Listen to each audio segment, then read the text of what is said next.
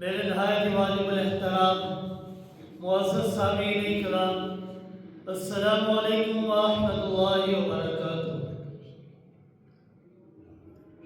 جیسا کہ آپ حضرات کو معلوم ہے کہ گزشتہ کئی جمعہ المبارک سے میں آپ حضرات کے سامنے نماز اور اس کے اندر پڑھے جانے والے کلمات کے ترجمہ اور تفسیر بیان کر رہا ہوں، لیکن آج میں اپنے اس موضوع سے ہٹ کر رمضان المبارک کے مہینے کی عظمت اور فضیلت بیان کروں گا، کیونکہ رمضان المبارک کا مہینہ اس کی آمد ہے، یہ آنے ہی والا ہے، چند ایام باقی رہتے ہیں،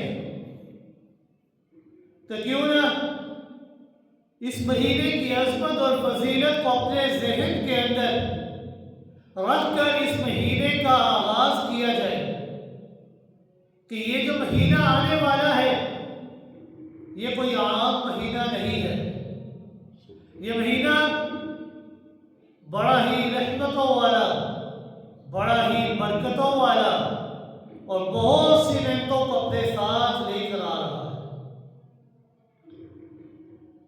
اللہ رب العزت نے قرآن مقدس کے اندر ارشاد فرمایا، یا ایھا الذین آمنوا کتب علیکم الصیام کما کتب علی الذین من قبلکم لعلکم تتقون، کہ اے ایمان والو، اللہ نے تم پر روزے فرض کیے ہیں، اور یہ روزے صرف تم پر ہی فرض نہیں کیے گئے بلکہ تم سے پہلے جتنے بھی لوگ تھے تمام لوگوں کے اوپر یہ روزے فرض کیے گئے تھے۔ روزے کی فرضیت کا مقصد کیا ہے؟ اللہ رب العزت نے اسی آیت کے اختتام پر روزے کا مقصد بھی بیان کر دیا اور ارشاد فرمایا، لعلکم تتقون، کہ یہ جو روزے تمہارے اوپر فرض کیے گئے ہیں اس کا مقصد ہے کہ تاکہ تم لوگ متقی، پرہیزگار، تقوی اختیار کرنے والے بن جاؤ۔ اگر اس آیت مبارکہ کے اندر غور و فکر کیا جائے تو ایک عجیب بات سمجھ میں آئے کہ اس امت کے متعلق جتنے بھی احکامات تھے ان تمام احکامات کے متعلق رب کائنات نے امت کو حکم دیا کہ تم نے زکوٰۃ ادا کرنی ہے، تم نے نماز ادا کرنی ہے، تم نے یہ کام کرنا ہے، وہ کام کرنا ہے، یہ کام کرو۔ اللہ نے حکم کا صیغہ استعمال فرمایا کہ تم نے یہ کام کرنا ہے، لازماً کرنا ہے، لیکن روزہ یہ ایک ایسا عمل ہے کہ جس کے حکم دینے سے پہلے رب کائنات قرآن مقدس کے اندر ترغیب دے رہے ہیں امت کو۔ ترغیب کیا دے رہے ہیں کہ یا ایھا الذین آمنوا، اے ایمان والو، کتب علیکم الصیام کما کتب علی الذین من قبلکم، تم پر یہ روزے ایسے ہی فرض نہیں کیے گئے بلکہ یہ روزے صرف تم پر ہی نہیں بلکہ تم سے پہلے بھی جتنے لوگ تھے ان کے اوپر بھی فرض ہے۔ کیوں؟ کیونکہ روزہ یہ ایک بڑی عجیب سی عبادت ہے جس میں آدمی اپنے آپ کو کھانے سے روکتا ہے۔ بہت ساری ایسی چیزیں جو عام حالات کے اندر انسان کے اوپر جائز ہوا کرتی تھی، روزے کی حالت میں وہ انسان کے اوپر ناجائز ہو جایا کرتی ہے۔ اب یہ انسان کی طبیعت کے اوپر بہت بڑا بوجھ محسوس ہوتا ہے کہ میں بلا وجہ اپنے آپ کو کھانے سے روک رہا ہوں، کہ میں بلا وجہ اپنے آپ کو پینے سے روک رہا ہوں، کہ میں بلا وجہ اپنے آپ کو خواہشات پورا کرنے سے روک رہا ہوں۔ کھانا سامنے ہے لیکن کھانے کی جرأت نہیں ہے، پانی سامنے ہے لیکن پینے کی جرأت نہیں ہے، پھل فروٹ سامنے ہیں لیکن کھانے کی جرأت نہیں ہے۔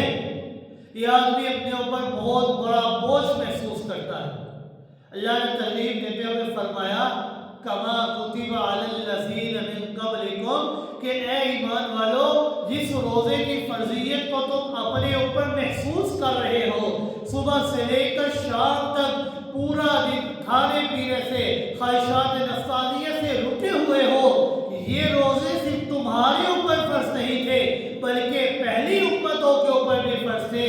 جب روزہ ان کے اوپر فرض تھا تو تمہارے لیے بھی یہ کیسا بوجھ ہوا؟ تمہیں بھی اس روزے سے سعادت اور غنیمت حاصل کرنی چاہیے۔ اس روزے کو اپنے لیے سعادت اور غنیمت سمجھو۔ علماء کرام نے لکھا ہے کہ پہلے کی جتنی امتیں تھیں ان میں کوئی امت ایسی نہیں تھی کہ جس کے اوپر روزے کی فرضیت کا حکم نہ آیا، حتیٰ کہ سیدنا آدم علیہ السلام کے متعلق مشہور ہے کہ جناب آدم علیہ السلام ایام 20 کے روزے رکھا کرتے تھے، یعنی ہر ماہ کی 13ویں 14ویں اور 15ویں تاریخ کا روزہ رکھا کرتے تھے۔ سیدنا نوح علیہ السلام پر یوم عاشورہ کا روزہ رکھنا یہ فرض تھا۔ سیدنا داؤد علیہ السلام کے متعلق کتب میں ملتا ہے کہ آپ تواتر کے ساتھ اس انداز کے اندر روزہ رکھا کرتے تھے کہ ایک دن روزہ رکھتے تو ایک دن افطار کیا کرتے تھے۔ گویا کہ یوں سمجھ لیجئے کہ 6 مہینے روزے اور 6 مہینے افطار کے ہوا کرتے تھے۔ سیدنا موسیٰ علیہ السلام کی قوم پر 40 دن کے روزے اللہ رب العزت نے فرض کیے تھے۔ سیدنا عیسیٰ علیہ السلام کی قوم آج بھی 2 ماہ تک روزے رکھتی ہے۔ گویا کہ کسی امت کے اوپر روزے کی تخفیف نہیں ہے۔ روزہ یہ سب پر فرض تھا۔ سیدنا آدم علیہ السلام نے روزہ رکھا، پیغمبر نوح علیہ السلام نے روزہ رکھا، ابراہیم خلیل اللہ علیہ السلام نے روزہ رکھا، سیدنا داؤد علیہ السلام نے بالترتیب ایک دن روزہ چھوڑ کر اور ایک دن افطار کر کے روزہ رکھا کرتے تھے۔ سیدنا موسیٰ علیہ السلام کوہ طور پر مسلسل 40 روزے رکھتے تھے۔ سیدنا عیسیٰ علیہ السلام اپنی قوم کو مسلسل 2 ماہ کی روزوں کا حکم دیا کرتے تھے۔ یہ روزے صرف امت محمد رسول اللہ صلی اللہ علیہ وسلم کے اوپر فرض نہیں ہے بلکہ پہلی امتوں پر بھی فرض تھے۔ اس لیے اللہ رب العزت نے قرآن مقدس کے اندر حکم نہیں دیا بلکہ ترغیب دے کر سمجھایا ہے، یا ایھا الذین آمنوا کتب علیکم الصیام کما کتب علی الذین من قبلکم لعلکم تتقون کہ اے ایمان والو اللہ نے روزے تم پر فرض کیے ہیں، یہ صرف تم پر فرض نہیں کیے بلکہ تم سے پہلے جتنے بھی لوگ تھے میں اللہ نے ان کے اوپر بھی روزے فرض کیے تھے۔ لہذا اس روزے کی فرضیت کا بوجھ اپنے اوپر محسوس نہ کرو۔ یہ بہت بڑی سعادت، بہت بڑی دولت، بہت بڑی نعمت ہے جو پہلی امتوں میں بھی تھی اور آپ کو بھی مل گئی ہے، لہذا شکر ادا کرو اللہ کا۔ کتابوں میں لکھا ہے کہ سیدنا آدم علیہ السلام جنت سے جب زمین پر اتارے گئے، جنت کا حسن، جنت کے سارے کمالات جو آدم علیہ السلام کو اللہ رب العزت نے جنت کے اندر عطا فرمائے تھے، اور یقیناً ہر جنتی کو جنت کے اندر وہ انعامات ملیں گے۔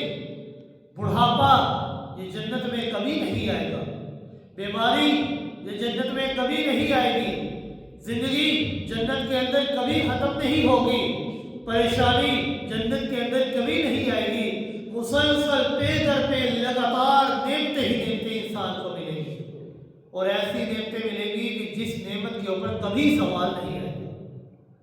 اتنے بڑے کمالات کو حاصل کرنے کے بعد سیدنا آدم علیہ السلام جب جنت سے زمین پر اتارے گئے تو بہت بڑا فاصلہ تھا۔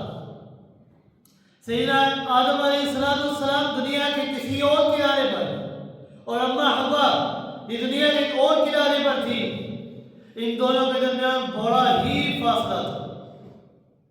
جب یہ دونوں ایک دوسرے کے ساتھ ملے، ایک سیدنا آدم علیہ السلام کو مسلسل اللہ کا خوف، اللہ کی جلالیت کا ڈر ہے کہ اللہ رب العزت نے مجھے حکم دیا تھا لا تقربا هذه الشجرة. قرآن کہتا ہے کہ جناب آدم علیہ السلام آپ نے اس درخت کے قریب نہیں جانا، لیکن سیدنا آدم علیہ السلام نسیان کے طور پر بول کر وہ کام کر بیٹھے. ایک تو اس بات کا خوف تھا، دوسرا رفیقہ حیات اماں حوا بھی جدا ہو گئی، دونوں میں بہت فاصلہ تھا. دونوں ایک دوسرے کو تلاش کرتے کرتے جب میدان عرفات ہے، اس عرفات کے میدان میں ایک پہاڑی ہے جسے جبل نور کہا جاتا ہے.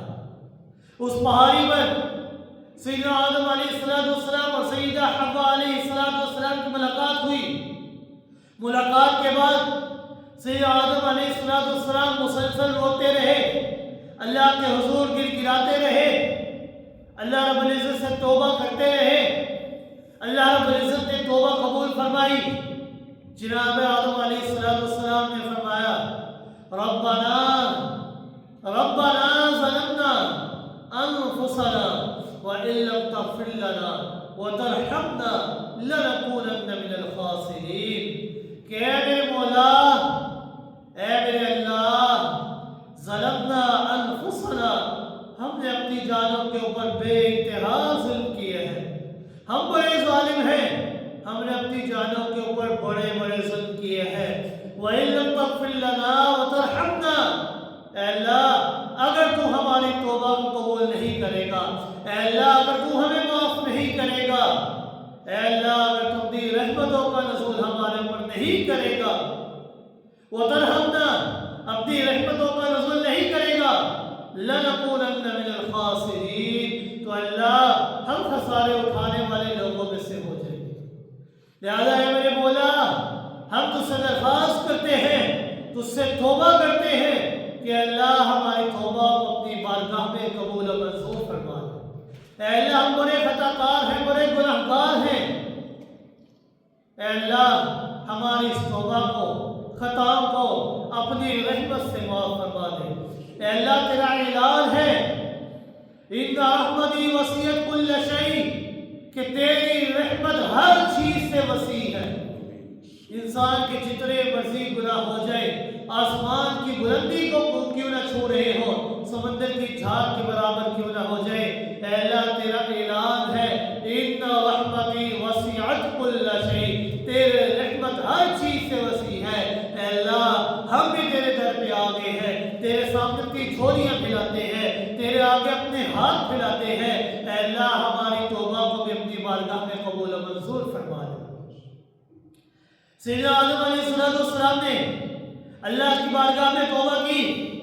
توبہ کے بعد ایک دن سیدنا آدم علیہ السلام نے اپنے چہرے مبارک کو آئینے میں یا پانی میں یا کسی چیز کے اندر دیکھا، تو دیکھنے کے بعد یہ احساس ہوا کہ جو حسن اللہ رب العزت نے مجھے جنت کے اندر عطا کیا تھا، جو کمالات اللہ نے مجھے جنت کے اندر عطا کیے تھے، جو خوبیاں اللہ نے مجھے جنت کے اندر عطا کی تھی، جو جوانی اللہ نے مجھے جنت میں عطا کی تھی، جو انعامات مجھے جنت کے اندر ملے تھے، جنت سے زمین پہ آنے کے بعد وہ حسن، وہ کمالات، وہ خوبیاں اللہ رب العزت نے امتحان کے طور پر مجھ سے واپس لے لی.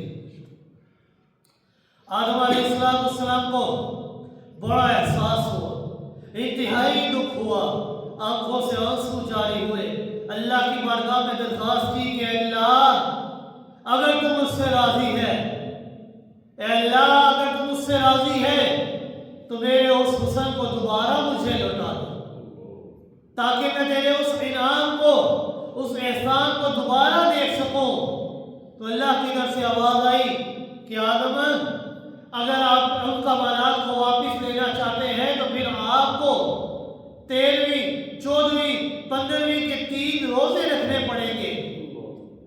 اور اتفاق کی بات یہ ہے کہ یہ 3 دن ایسے دن تھے کہ جن دنوں میں رات کو چاند منور ہوا کرتا ہے، رات کو چاند بڑا ہی روشن ہوا کرتا ہے، اور دن کو سورج کی روشنی بھی بہت زیادہ ہوا کرتی ہے. دن بھی روشن، رات بھی روشن. اس لیے رات اور دن کی روشنی کی وجہ سے ان دنوں کا نام ایام بیض کہ وہ دن کہ جن کی روشنی زیادہ ہے. اس لیے رات اور دن کی روشنی کی وجہ سے ان دنوں کا نام ایام بیس رکھا گیا. سیدنا آدم علیہ السلام نے 13ویں تاریخ کا روزہ رکھا اور پھر اپنے چہرے مبارک کو دیکھا تو حسن کے اندر اضافہ نظر آیا. 14ویں تاریخ کا روزہ رکھا تو حسن کے اندر اور اضافہ اور نکھار نظر آیا. 15ویں تاریخ کا روزہ رکھا تو وہ کمال وہ خوبیاں جو ضائع ہو چکی تھی اللہ رب العزت نے وہ تمام کمالات اور خوبیاں دوبارہ لوٹا دی. جنت کا گیا ہوا حسن اللہ رب العزت نے دوبارہ سے واپس دے دی. وہ گئے ہوئے کمالات اللہ نے دوبارہ سے لوٹا دی. اس پر آدم علیہ السلام نے اللہ کا شکر ادا کرنے کے لیے ہر مہینے کی 13ویں 14ویں اور 15ویں تاریخ کا روزہ رکھا. علماء کرام نے لکھا ہے کہ ان دنوں کو ایام بیس اس لیے کہا جاتا ہے کہ آدم علیہ السلام کا گیا ہوا حسن واپس لوٹ آیا. جناب آدم علیہ السلام نے ان دنوں میں روزے رکھے تھے جن کی راتیں بھی سفید تھی جن کے دن بھی سفید تھے روشن اور منور تھے. یوں سمجھ لیجئے کہ حسن و کمالات اور اللہ کی کھوئی ہوئی نعمتوں کو دوبارہ اگر حاصل کرنا ہو تو اس کا ایک ہی طریقہ ہے کہ اللہ کی رضا کے لیے روزے رکھو. اگر کھوئی ہوئی نعمتوں کو دوبارہ حاصل کرنا ہے تو اس کا ایک ہی طریقہ ہے کہ اللہ کو راضی کرو اور راضی کرنے کے لیے روزے رکھو. اور یہ اللہ رب العزت کا امت محمدیہ صلی اللہ علیہ وسلم کے اوپر بہت بڑا انعام ہے بہت بڑا احسان ہے کہ اللہ رب العزت نے ہمیں رمضان المبارک جیسا عظیم الشان مہینہ عطا فرمایا کہ جس مہینے کے اندر اگر انسان ایک سجدہ کرتا ہے تو اللہ رب العزت 70 سجدوں جتنا ثواب عطا فرماتا ہے. انسان فرض نماز ادا کرتا ہے تو اللہ 70 فرضوں کے برابر ثواب عطا فرماتا ہے. انسان نفل ادا کرتا ہے تو اللہ رب العزت فرض والا ثواب عطا فرماتا ہے. یعنی اتنا عظیم الشان مہینہ یہ ہم پر سایہ فکن ہونے والا ہے ہمارے اوپر آنے والا ہے.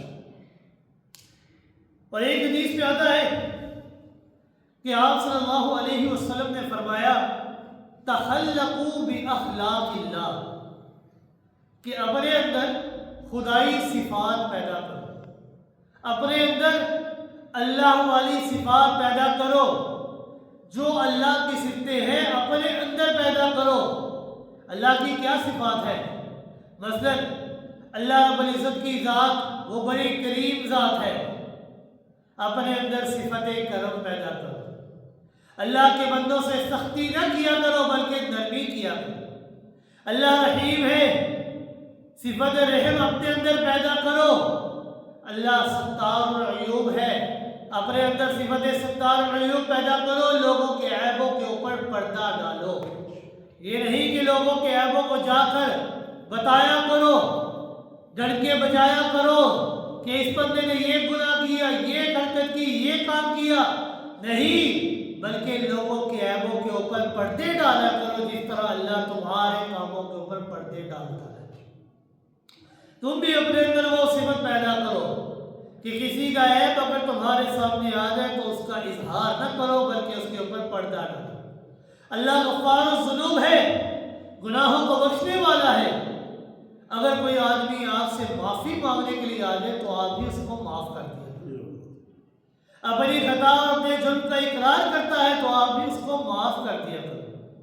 اللہ قہار ہے.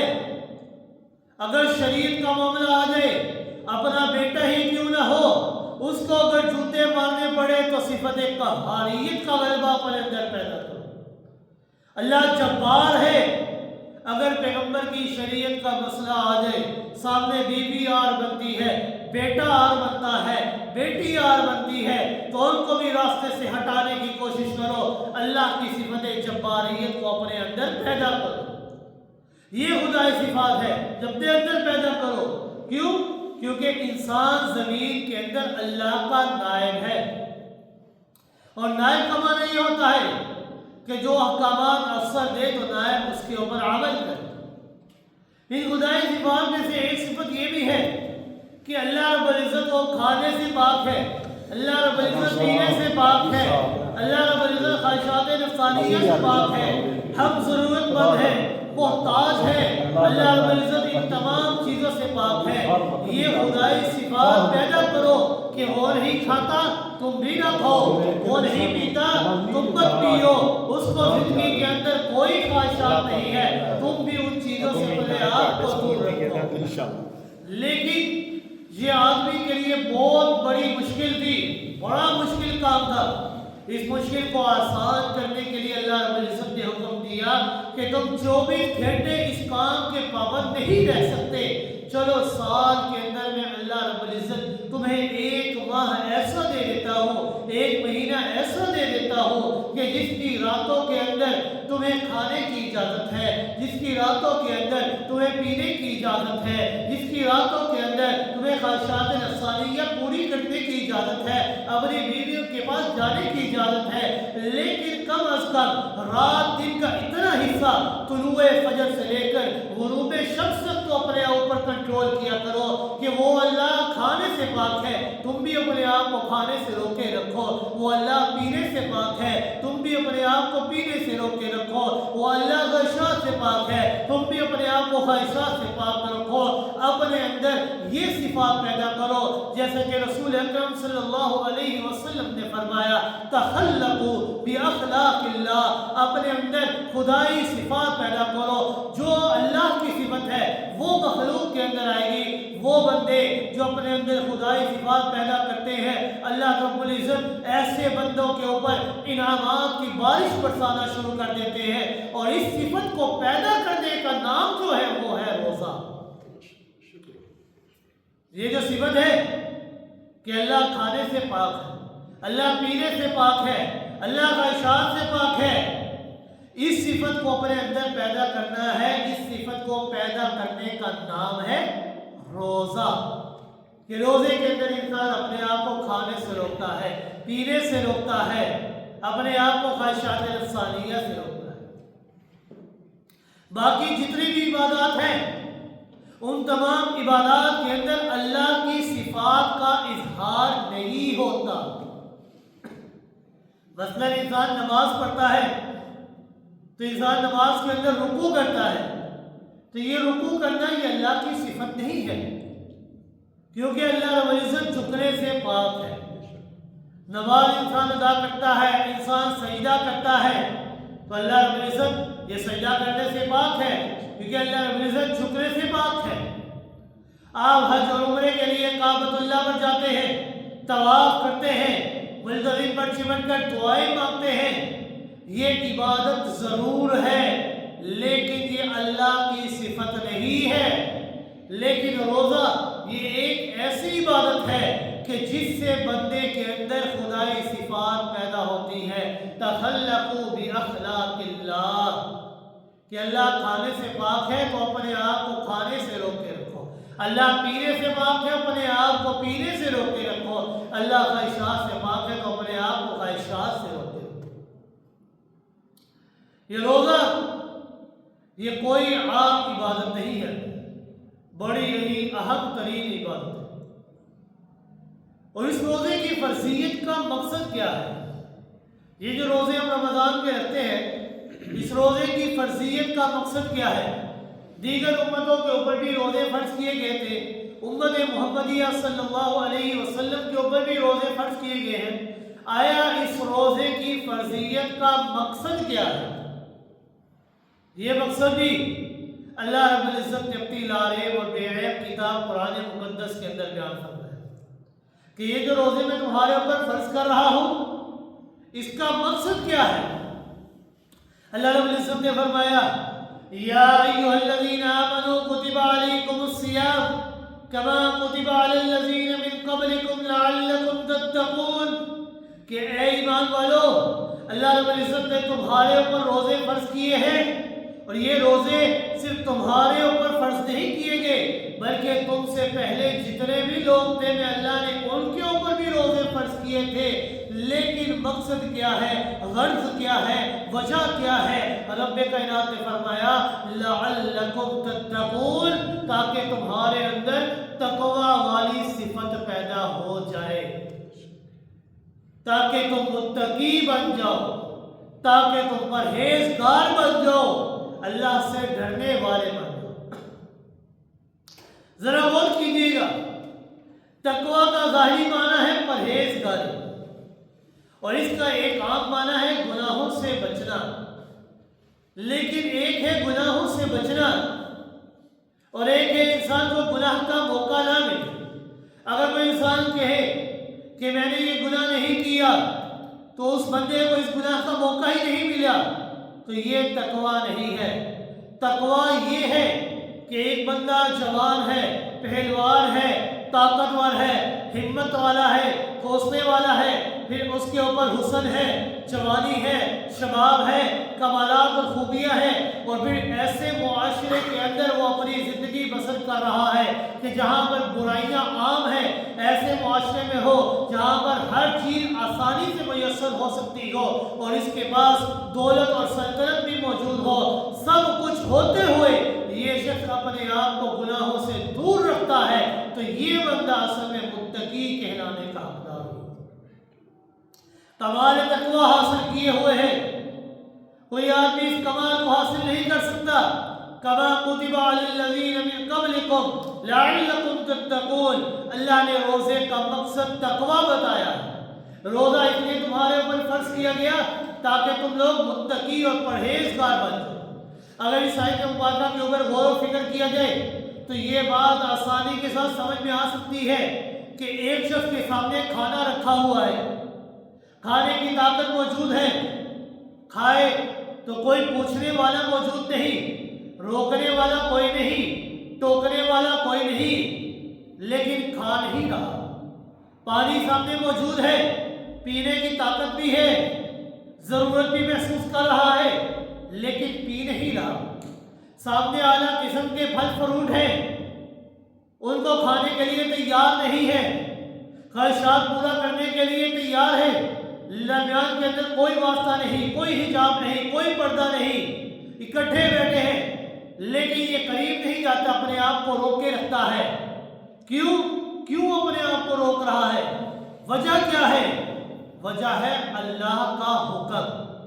اللہ کا حکم ہے طلوع فجر سے لے کر غروب شمس تک تم نے کھانا نہیں ہے، طلوع فجر سے لے کر غروب شمس تک تم نے پینا نہیں ہے، طلوع فجر سے لے کر غروب شمس تک تم نے خواہشات نفسانیہ کو پورا نہیں کرنا۔ آپ کھانا کھا رہے ہوتے ہیں، جو ہی سحری کا وقت ختم ہوتا ہے تو آپ فوراً کھانے کو چھوڑ دیتے ہیں، چیز سامنے رکھی ہے زبان سے نہیں لگاتے، پانی سامنے رکھا ہے ایک گھونٹ بھی پینے کے لیے تیار نہیں ہے، دودھ سامنے رکھا ہے پینے کے لیے تیار نہیں ہے، بیوی سے اپنے تعلقات کو منقطع کر چکے ہیں، پورا دن یہ منظر، شام کو افطاری کے وقت دسترخوان لگ جاتا ہے، اعلیٰ قسم کی نعمتیں میز پر سجا دی جاتی ہیں، دسترخوان کے اوپر لذتیں لگا دی جاتی ہیں، چھوٹے بچے ہیں وہ نعمتیں کھا رہے ہوتے ہیں، پھل فروٹ کھا رہے ہوتے ہیں، وہ کہتے ہیں ابا آپ بھی کھا لیں، لیکن وہ کیوں نہیں کھاتے؟ وجہ کیا ہے کہ اللہ کا حکم ابھی نہیں آیا۔ اللہ کا حکم ہے غروب شمس تک تم نے اپنے آپ کو روکنا ہے، ابھی سورج غروب نہیں ہوا، بچے کھا رہے ہیں لیکن یہ اپنے آپ کو روکے ہوئے ہیں۔ کس وجہ سے روکے ہوئے ہیں؟ آخر کیا چیز ان کو روک رہی ہے؟ کوئی رکاوٹ نہیں، کوئی روکنے والا نہیں، کوئی ٹوکنے والا نہیں، کوئی دیکھنے والا نہیں۔ وجہ کیا ہے؟ کیوں اپنے آپ کو روکے ہوئے ہیں؟ وجہ ہے اللہ کا حکم کہ اللہ نے تمہارے اوپر فرض کیا ہے طلوع شمس سے لے کر غروب شمس تک، طلوع فجر سے لے کر غروب شمس تک تم نے اپنے آپ کو روکنا ہے۔ جب تک سورج غروب نہیں ہوگا، کانوں کے اندر آواز نہیں جائے گی، تب تک انسان اپنی زبان کے اوپر اندر ایک لقمہ بھی نہیں ڈالے گا، پانی کا ایک گھونٹ بھی نہیں پیے گا۔ تو اس کا نام تقویٰ ہے، لعلکم تتقون، تاکہ تم لوگ متقی اور پرہیزگار بن جاؤ۔ یہ تقویٰ اللہ کی ذات کا تصور ہے۔ تقویٰ کی بدولت اللہ کا تصور انسان کے ذہن کے اندر بہت زیادہ پیدا ہو جاتا ہے۔ روزے کی حالت کے اندر انسان کے اندر اللہ کی ذات کا تصور بہت زیادہ ہوتا ہے کہ انسان کھا سکتا ہے، پی سکتا ہے، لیکن کیوں نہیں یہ کام کرتا؟ وجہ ہے اللہ کا حکم۔ اللہ کی ذات کا تصور روزے کی حالت میں بہت زیادہ انسان کا ہوتا ہے۔ ساری عبادات اپنی جگہ پر عظیم ہے، لیکن روزے میں جو اللہ کی ذات کا تصور ہو سکتا ہے وہ دنیا کی کسی عبادت کے اندر نہیں ہوتا۔ اللہ کی ذات کا یہ تصور ہے کہ جس وقت کوئی چیز آپ کے سامنے ہے فوراً خیال آ جاتا ہے کہ میرا روزہ ہے، مجھے اللہ کا حکم آ ہے، لیکن شیطان وسوسہ پیدا ہوتا ہے کہ بھائی کوئی دیکھ تو نہیں رہا، کھا لے، کوئی حرج نہیں، کوئی دیکھ نہیں رہا۔ لیکن فوراً آدمی کو خیال آتا ہے کہ لوگ نہیں دیکھ رہا، میرا اللہ تو مجھے دیکھ رہا ہے نا، بندے مجھے نہیں دیکھ رہے، میرا مولا تو مجھے دیکھ رہا ہے نا۔ تنے تنہا آپ جنگل میں ہیں، کوئی شخص آپ کے ساتھ نہیں، شدت کی گرمی ہے، ترپاتی ہوئی دھوپ ہے، اس وقت آپ کے سامنے ٹھنڈا شربت آ جاتا ہے، کوئی روکنے والا نہیں، لیکن آپ پیتے نہیں ہیں کہ اللہ تو مجھے دیکھ رہا ہے نا۔ یہ اللہ کی ذات کا جو تصور روزے میں ہے نا، یہ کسی اور عبادت کے اندر نہیں آ سکتا۔ باقی تمام عبادات اپنی جگہ پر قابل قدر ہے، لیکن جو روزے والی عبادت ہے، اس عبادت کے اندر جو اللہ کی ذات کا تصور انسان کے ذہن میں آتا ہے وہ کسی اور عبادت کے اندر نہیں آتا۔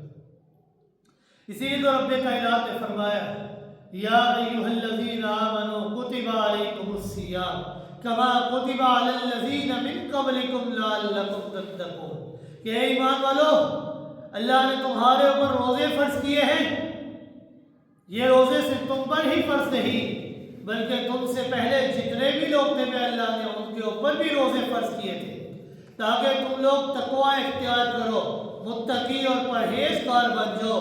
روزے میں تقوی کی بڑی صفت انسان کے اندر پیدا ہو جاتی ہے۔ اب ذرا دیکھیے، روزے اس تمام امتوں کے اوپر تھے، روزے امت محمدیہ صلی اللہ علیہ وسلم سے پہلے جتنی بھی امتیں تھیں تمام امتوں کے اوپر کسی نہ کسی صورت کے اندر روزے فرض تھے۔ روزہ یہ اس امت کے اوپر بھی فرض ہے، لیکن دیگر امتوں کی اور امت محمدیہ صلی اللہ علیہ وسلم کی امت کے اندر جو روزے فرض ہے ان کے اندر بہت فرق ہے، خصوصیت ہے جو اللہ رب العزت نے امت محمدیہ صلی اللہ علیہ وسلم کو عطا فرمائی۔ وہ خصوصیت کیا ہے؟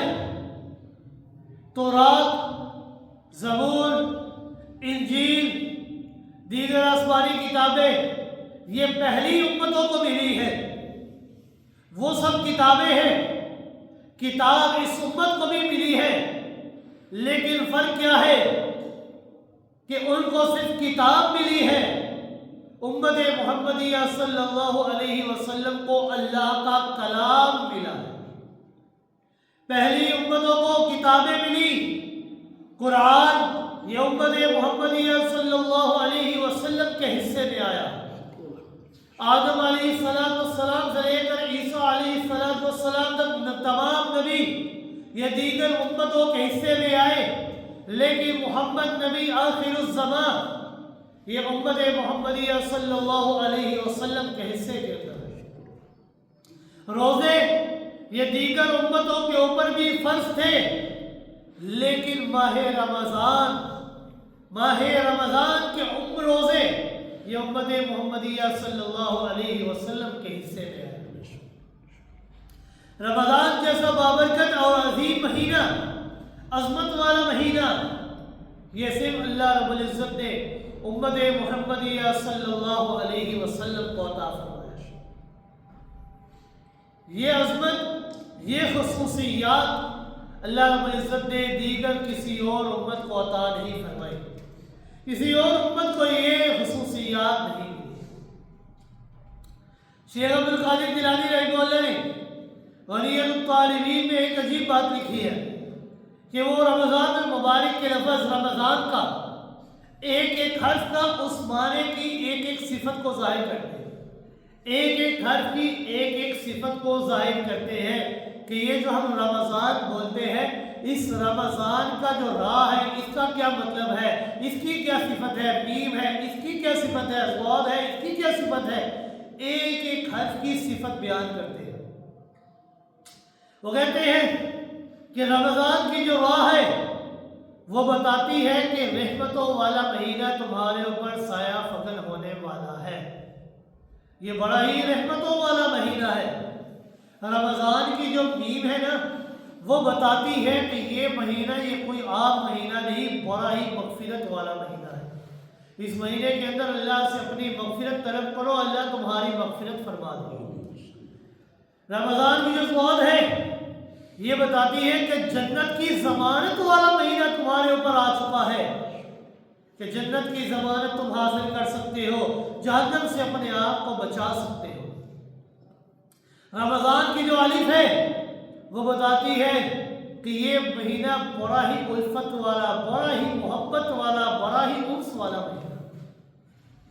اب اس مہینے کے اندر غور و فکر انسان کرے تو جو نعمتیں باقی مہینوں کے اندر بھی انسان کے پاس وہ ہوا کرتی ہے، لیکن جتنی نعمتیں افطار کے وقت انسان کے ٹیبل کے اندر اوپر لگی ہوتی ہیں یا دسترخوان کے اوپر لگی ہوتی ہیں، وہ تمام نعمتیں پورے سال میں نہیں ہوا کرتی۔ یہ مہینہ بڑا ہی الفت والا، محبت والا مہینہ ہے کہ انسان اس مہینے کے اندر ایک دوسرے کا خیال کرتا ہے، ایک دوسرے سے بڑی محبت کرتا ہے، بھائی چارہ کیا کرتا ہے، ایک دوسرے کی ضروریات کا خیال کر کے اس کی ضرورت پوری کیا کرتا ہے۔ اور رمضان کی جو نور ہے وہ بتاتی ہے کہ یہ نورانیت والا مہینہ ہے۔ رحمت چاہتے ہو، مغفرت چاہتے ہو، جنت کی ضمانت چاہتے ہو، انس و الفت چاہتے ہو، نورانیت چاہتے ہو، رمضان کی برکات چاہتے ہو، تو شرط ہے، وہ شرط کیا ہے کہ اس مہینے کے اندر تمہیں عبادت کرنی ہوگی، اس مہینے کے اندر تمہیں روزے رکھنے ہوں گے، اس مہینے کے اندر اللہ کے قرآن کی، اللہ کے کلام کی تلاوت کرنا ہوگی۔ جب تم یہ ساری چیزیں کرو گے تو یہ تمام چیزیں تمہیں بھی اللہ رب العزت عطا فرما دے گی۔ رحمت چاہتے ہو، رمضان میں روزے رکھو، اللہ رحمتوں کی بارش تمہارے اوپر برسا دے۔ مغفرت چاہتے ہو، رمضان کے روزے رکھو، اس کے اندر خوب اللہ کی عبادت کرو، اللہ رب العزت تمہاری مغفرت فرما دے۔ جنت کی ضمانت چاہتے ہو کہ اس مہینے کے اندر خوب اللہ کی عبادت کرو، اللہ کے کلام کی تلاوت کرو، رسول اکرم صلی اللہ علیہ وسلم کے اوپر درود پڑھو، اللہ رب العزت جنت کی ضمانت عطا فرما دے۔ انس اور الفت چاہتے ہو تو اس مہینے کے اندر عبادت کرو، خشوع و خضوع کے ساتھ عبادت کرو۔ نورانیت چاہتے ہو تو اس مہینے کے اندر تمہیں اللہ کی عبادت کرنا ہوگی۔ یہ تمام چیزیں تمہیں حاصل ہو سکتی ہیں، لیکن اس کے لیے شرط کیا ہے کہ تمہیں اس مہینے کے اندر خوب دل لگا کر اپنے رب کی عبادت کرنی ہوگی، اپنے رب کو اپنے آپ سے راضی کروانا ہے۔ رمضان کا لفظ یہ رمض سے نکلا ہے، اور رمض کا معنی ہوتا ہے جلانا۔ رمضان کو رمضان یہ اس لیے کہا جاتا ہے کہ گناہ جل جایا کرتے ہیں اس مہینے کے اندر۔ رمضان کو رمضان یہ اس لیے بھی کہا جاتا ہے کہ اس مہینے کے اندر انسان کا اپنا نفس وہ جلتا ہے۔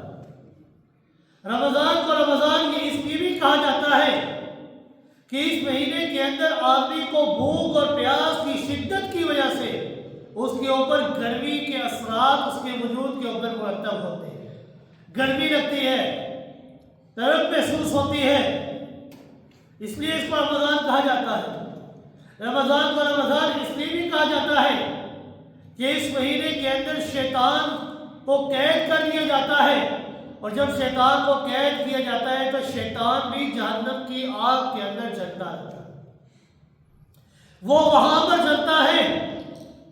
دنیا کے اندر انسان کا نفس جلتا ہے، تو گویا کہ یہ وہ عظیم الشان مہینہ ہے کہ جس مہینے کے اندر ہمارے گناہ جلتے ہیں، جس مہینے کے اندر ہمارا اپنا نفس جلتا ہے، جس مہینے کے اندر شیطان جلتا ہے۔ جس مہینے کے اندر اللہ رب العزت ضبط والا مادہ، حوصلے والا مادہ، صبر والا مادہ انسان کے اندر پیدا کر دیتے ہیں، یہ وہ عظیم مہینہ ہے کہ جس کو رمضان المبارک کہا جاتا ہے۔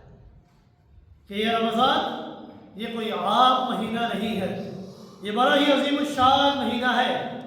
اس مہینے کے اندر اللہ رب العزت امت محمدیہ صلی اللہ علیہ وسلم کے اوپر بے انتہا نعمتیں، بے انتہا رحمتیں نازل کیا کرتے ہیں۔ آپ صلی اللہ علیہ وسلم نے ارشاد فرمایا کہ یہ مہینہ یہ کوئی عام مہینہ نہیں ہے، بلکہ اس مہینے کو اللہ رب العزت نے 3 حصوں کے اندر برابر برابر تقسیم کیا ہے۔ رسول اکرم صلی اللہ علیہ وسلم نے فرمایا اولہ رحمہ واوسطہ مغفرہ وآخرہ عتق من النار، کہ رمضان المبارک کے 3 عشرے ہیں، 3 حصے ہیں۔ پہلا حصہ ہے جو رحمتوں سے بھرپور ہے، اولہ رحمہ، اس کے اندر اللہ رب العزت اپنی رحمت کی بارش اس امت کے اوپر برسایا کرتے ہیں۔ وَأَوْسَطُهُ مَغْفِرَةٌ، اور دوسرا حصہ یہ مغفرت والا ہے، دوسرا عشرہ یہ مغفرت والا ہے کہ اس عشرے کے اندر اللہ رب العزت سے اپنے گناہوں کی مغفرت طلب کیا کرو، اللہ رب العزت سے اپنے گناہوں کے استغفار طلب کیا کرو، اپنی خطاؤں کی، اپنے گناہوں کی معافی طلب کیا کرو۔ تو اس عشرے کے اندر اللہ رب العزت انسان کے گناہوں کو معاف کروا دیا کرتے ہیں۔ اور تیسرا حصہ ہے، آپ صلی اللہ علیہ وسلم نے فرمایا وَآخِرُهُ عِتْقٌ مِّنَ النَّارِ، کہ یہ جو تیسرا حصہ ہے، تیسرا عشرہ ہے، کہ یہ عشرہ بڑا ہی عظیم ہے۔ اس عشرے کے اندر جو انسان رمضان کے روزے رکھتا ہے، آخری 10 دن کے 9 دن کے روزے رکھتا ہے، اس کے اندر خوب اللہ کی عبادت کیا کرتا ہے، تاک راتوں کے اندر اللہ کی عبادت کیا کرتا ہے، قرآن کی تلاوت کیا کرتا ہے، تو یہ وہ عشرہ ہے کہ جس عشرے کے اندر عبادت کی وجہ سے، جس عشرے کے اندر اللہ کی رضا حاصل کرنے کے لیے انسان جتنی محنت کرتا ہے، تو اللہ رب العزت اس عشرے کی بدولت انسان کو جہنم سے خلاصی عطا فرما دیتے ہیں۔ 3 حصوں کے اندر اللہ رب العزت نے اس مہینے کو تقسیم کیا ہے۔ پہلا حصہ رحمتوں سے بھرپور، دوسرا حصہ مغفرت سے بھرپور، تو تیسرا حصہ جہنم سے خلاصی والا ہے۔ علماء کرام نے لکھا ہے کہ رمضان المبارک کا مہینہ یہ بڑا ہی عظیم الشان، بڑا ہی اہم مہینہ ہے۔ تاریخی طور پر بڑے بڑے اہم ترین واقعات کا تعلق اسی ماہ رمضان المبارک کے ساتھ ہے۔ اس مہینے کے اندر بہت سے تاریخی کام اس مہینے کے اندر ہوئے ہیں۔ یہ مہینہ کوئی عام مہینہ نہیں ہے، یہ وہ مہینہ ہے کہ جب جنت کے دروازے کھول دیے جاتے ہیں، وہ رمضان کا مہینہ ہے۔ جب جہنم کے دروازے بند کر دیے جاتے ہیں تو یہ رمضان کا مہینہ ہوتا ہے۔ جس مہینے کے اندر روزانہ جنت کو رب کائنات سجاتے ہیں، تو وہ مہینہ بھی کوئی اور مہینہ نہیں بلکہ رمضان کا مہینہ ہوتا ہے۔ جس مہینے کے اندر سمندر کی تہ کے اندر موجود جس قدر مچھلیاں ہیں، وہ تمام مچھلیاں روزے دار کے لیے استغفار کیا کرتی ہیں، تو وہ مہینہ بھی کوئی اور مہینہ نہیں بلکہ رمضان کا مہینہ ہے۔ جس کا اول حصہ رحمتوں سے بھرپور، دوسرا حصہ مغفرت سے بھرپور، اور تیسرا حصہ جہنم سے خلاصی والا ہے۔ جس مہینے کے اندر سیدنا آدم علیہ السلام کو صحیفے ملے، تو وہ مہینہ بھی رمضان کا مہینہ تھا۔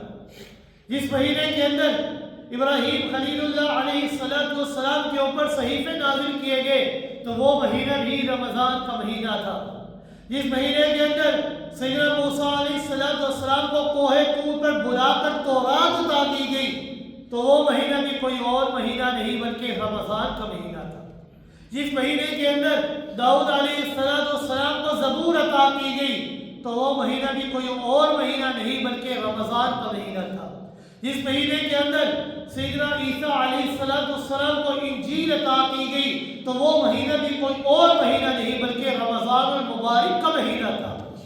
جس مہینے کے اندر آمنہ کے در یتیم، رؤوف الرحیم، خاتم النبیین جناب محمد رسول اللہ صلی اللہ علیہ وسلم کے اوپر پہلی وحی نازل کی گئی، اقرأ باسم ربک الذی خلق، خلق الانسان من علق۔ تو وہ مہینہ بھی کوئی عام مہینہ نہیں بلکہ رمضان المبارک کا مہینہ تھا۔ لیلۃ القدر جیسی عظیم الشان رات یہ جس مہینے کے اندر آتی ہے تو وہ مہینہ بھی رمضان المبارک کا مہینہ ہے، جس مہینے کے اندر سب سے زیادہ اللہ کے پیغمبر عبادت کیا کرتے تھے۔ رسول اکرم صلی اللہ علیہ وسلم اللہ رب العزت کے بڑی عبادت کیا کرتے تھے، بڑی خشوع و خضوع کے ساتھ عبادت کیا کرتے تھے، سارا سال اللہ کی عبادت کیا کرتے تھے۔ لیکن جب رمضان المبارک کا مہینہ آ جاتا تو رسول اکرم صلی اللہ علیہ وسلم کمر بستہ ہو جایا کرتے تھے۔ صدیقہ کائنات حضرت عائشہ رضی اللہ تعالیٰ عنہ فرماتی ہے کہ جب رمضان کا چاند نظر آتا تو رسول اکرم صلی اللہ علیہ وسلم اپنے آپ کو کمر بستہ کر لیا کرتے تھے، تیار کر لیا کرتے تھے اور اپنے گھر والوں کو بھی بیدار کر دیا کرتے تھے کہ یہ راتیں جو ہیں یہ راتیں سونے کے لیے نہیں بلکہ راتوں کو جاگ جاگ کر اللہ کے قرآن کی تلاوت کرنے والی راتیں ہیں۔